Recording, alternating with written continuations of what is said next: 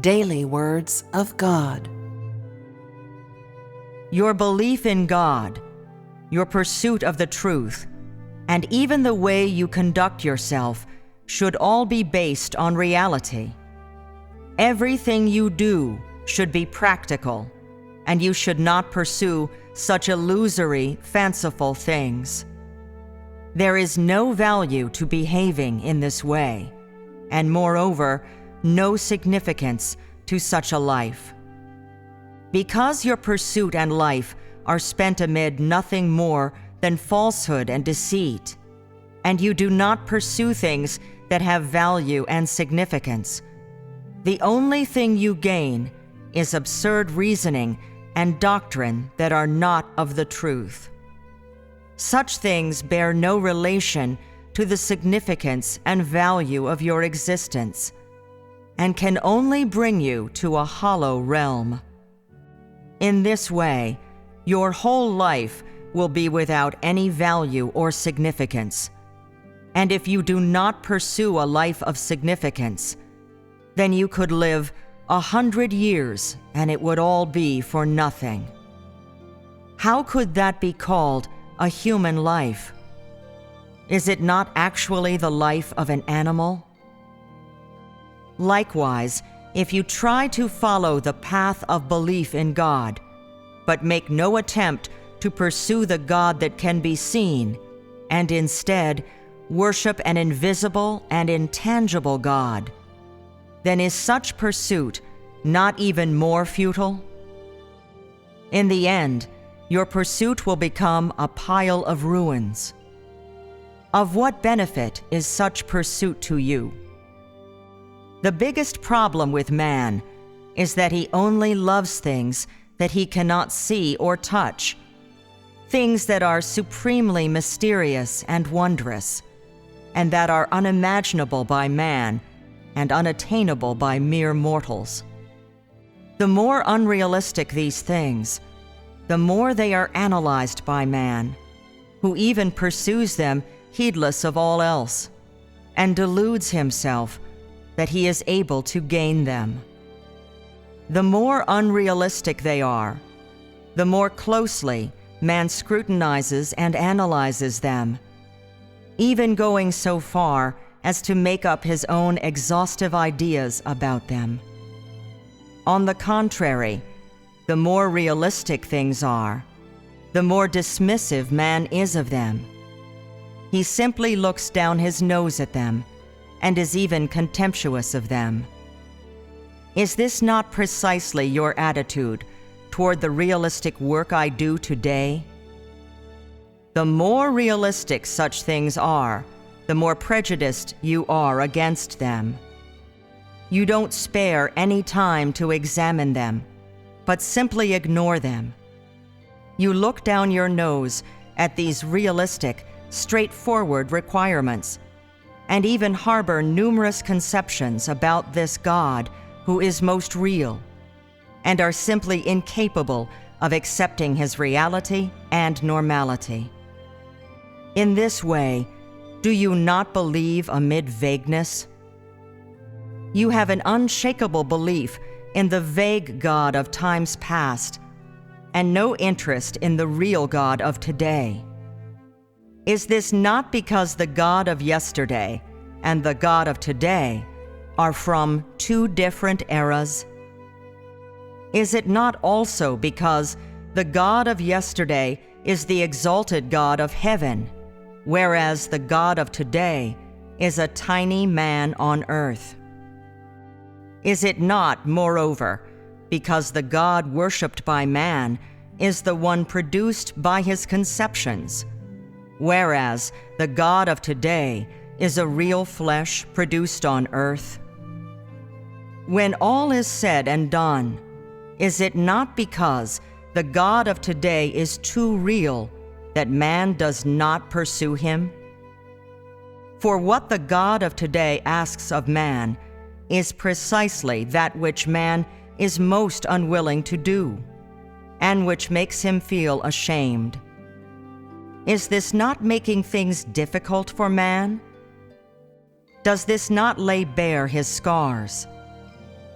In this way, many of those who do not pursue reality become the enemies of God incarnate, become antichrists. Is this not an obvious fact? In the past, when God had yet to become flesh, you may have been a religious figure or a devout believer.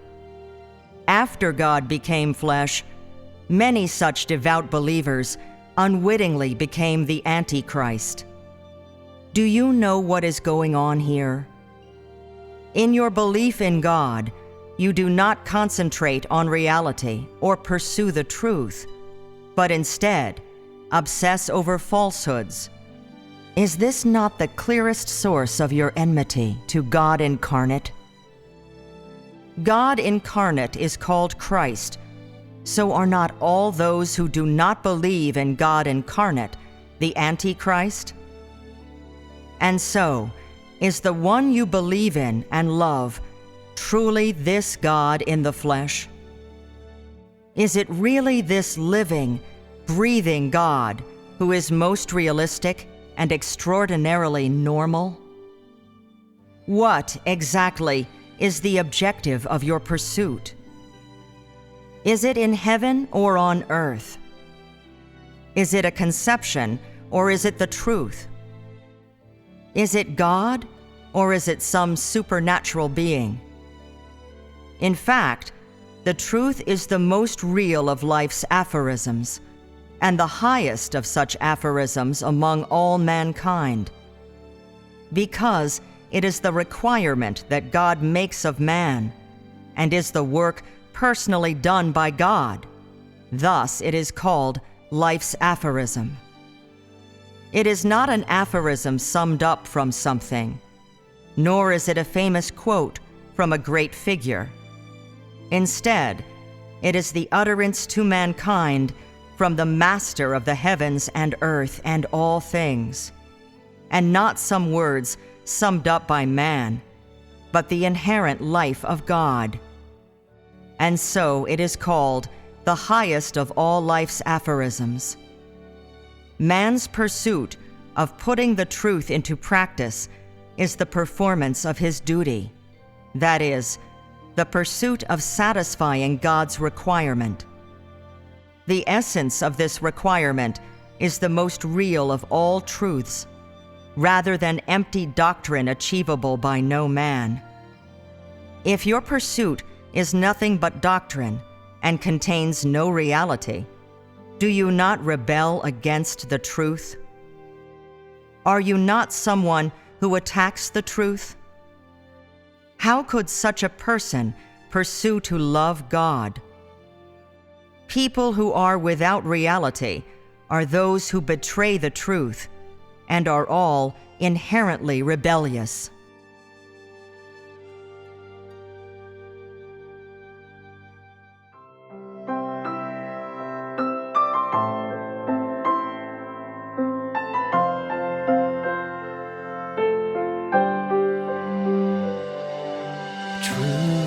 Is the most real of life's aphorisms and the highest one among all humanity. It's called life's aphorisms because it's what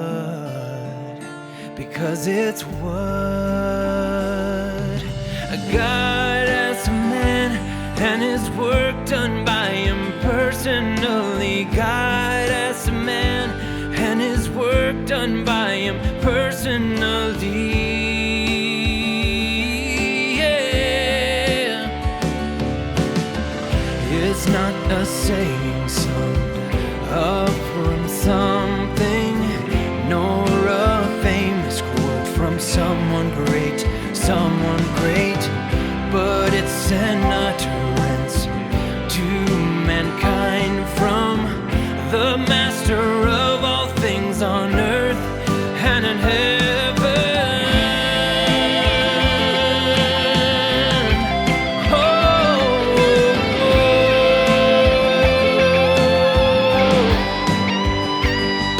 It's not some word summed up by mankind.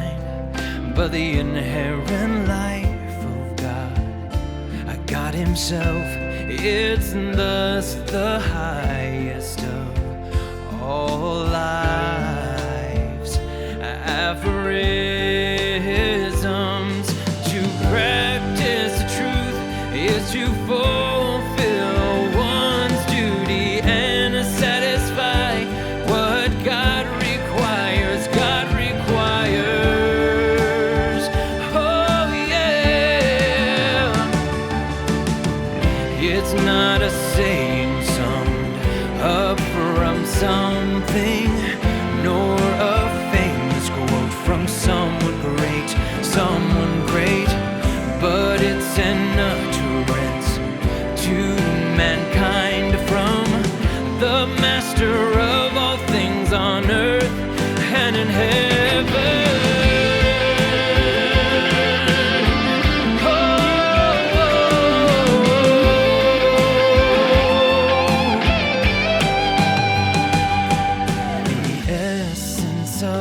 This requirement is in fact the most real of all truths, and not some empty doctrine unachievable.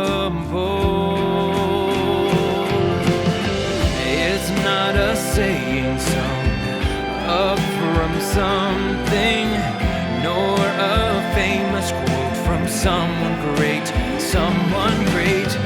but it's an utterance to mankind from the master of all things on earth and in heaven. It's not a saying summed up from something, nor a famous quote from someone great, but it's an utterance to mankind from the master